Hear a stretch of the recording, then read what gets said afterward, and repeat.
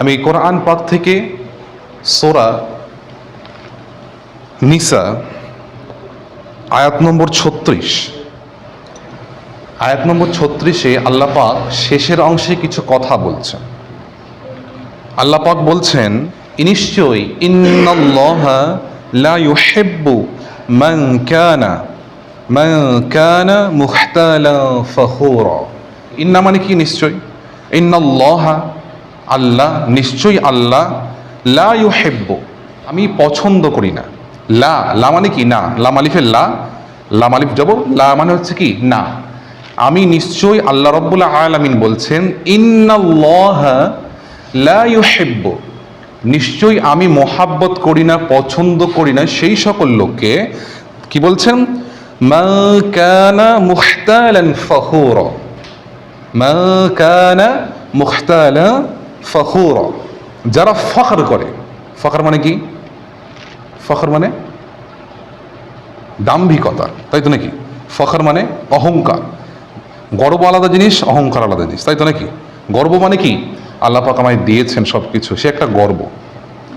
তার প্রতি আপনি শুকরিয়া জ্ঞাপন করছেন, তা নিয়ে কোনো বাড়াবাড়ি করছেন না যে আল্লাহ পাক আমায় এতটা দিয়েছেন, সেটা আপনি ভালো ব্যবহার করছেন। গর্ব আলাদা আর কি অহংকার আলাদা।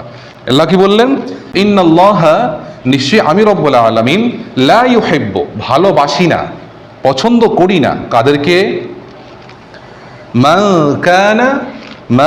কানা মুখতালান ফখুরা, যারা ফখর করে, যারা অহংকার করে। তাহলে এখান থেকে আমরা কটা শিক্ষা পেলাম? যে আল্লাহর, প্রথমত আল্লাহর ভালোবাসা পেতে গেলে অহংকার মুক্ত একটা জীবন কি গড়তে হবে, প্রথমত শিক্ষা আয়াত থেকে। দ্বিতীয়ত শিক্ষা, আল্লাহ বলছেন ইন্নাল্লাহা লা ইউহিব্বু আমি পছন্দ করি না যারা কি মুখতালান ফখুরা, যারা ফখর করে, অহংকার করে, দাম্ভিক, যারা দাম্ভিক। দুটো জিনিস উঠে এলো। এক হচ্ছে আল্লাহর ভালোবাসা পেতে গেলে কি করতে হবে? অহংকার মুক্ত একটা জীবন লিড করতে হবে, চলতে হবে। এরপরে আল্লাহ পাক জানাচ্ছেন যারা অহংকার করে, মুখতালান ফখুরা, আমি তাদেরকে রব্বুল আলামিন ভালোবাসি না।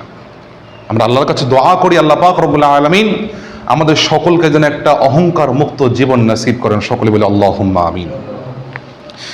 কেন অহংকারকে আল্লাহ পছন্দ করেন না? আমরা হাদিসে পাকে চলে যাই। হাদিসে পাক আন হান্নাদ রাদিয়াল্লাহু তাআলা আনহু قال قال رسول الله صلى الله عليه وسلم قال الله تعالى। হান্নাদ রাদিয়াল্লাহু তাআলা আনহু সাহাবী থেকে বর্ণনা, তিনি বলেন قال رسول الله صلى الله عليه وسلم। কি তার মানে? কি রাসূল সাল্লাল্লাহু আলাইহি ওয়াসাল্লাম বলেন। তিনি কি বলেন? قال الله تعالى আল্লাহ বলেছেন। কে বলেছেন? قال الله تعالى আল্লাহ বলেছেন, অহংকার হচ্ছে আমার চাদর। অহংকার কি? কার চাদর? আল্লাহর চাদর। সাহাবী বললেন, আল্লাহ হাবিব বলছেন, আল্লাহ পাক বলেছেন, قال الله تعالى আল্লাহ বলছেন অহংকার হচ্ছে আমার চাদর। আমার চাদর, আমার কি শ্রেষ্ঠত্ব, যে আমার চাদর নিয়ে, আমার শ্রেষ্ঠত্ব নিয়ে টানা হেঁচড়া করবে, আমি রব্বুল আলামিন তাকে জাহান্নামে দেবো। নাউজুবিল্লাহ। সকলে বলি নাউজুবিল্লাহ। আল্লাহর কাছে আশ্রয় চাইতে হবে। নাউজুবিল্লাহ মানে কি? আমরা পড়ি না আউযু বিল্লাহি মিনাশ শাইতানির রাজিম? আল্লাহ পাকের কাছে কি চাই? পানাহ চাই। আউযু বিল্লাহ, বিতাড়িত শয়তান, যাকে আল্লাহ পাক তাড়িয়ে দিয়েছেন, জান্নাত থেকে বিতাড়িত করেছেন শয়তানকে। ঠিক তেমনই আমরা বলবো, একত্রে হলে নাউযু বিল্লাহ, একা হলে আউযু বিল্লাহ। তাই এখানে বলছে যে তাই যে ব্যক্তি এই দুটি জিনিস আমার শরীক করতে চায়, আমি তাকে দোজখে নিক্ষেপ করব। আবু দাউদের হাদিস। আল্লাহর চাদর হচ্ছে অহংকার, আল্লাহর চাদর হচ্ছে অহংকার।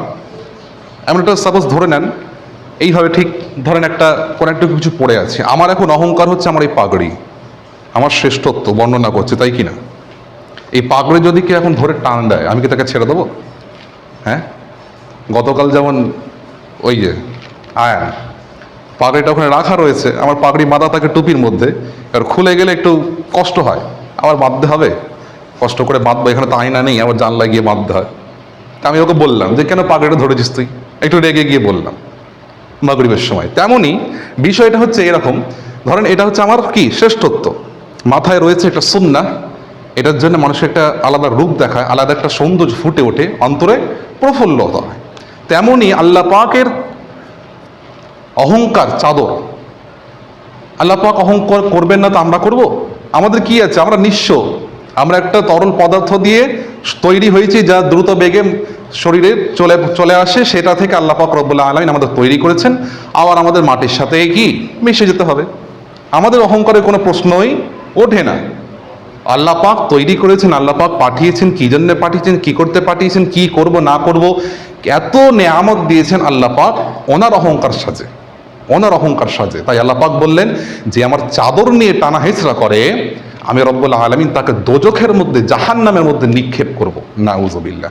আল্লাহ পাক রব্বুল আলামিন আমাদের সকলকে অহংকার নামক এই ভয়াবহ গুনাহ থেকে হেফাজত করেন। সকলে বলে আল্লাহুম্মা আমিন।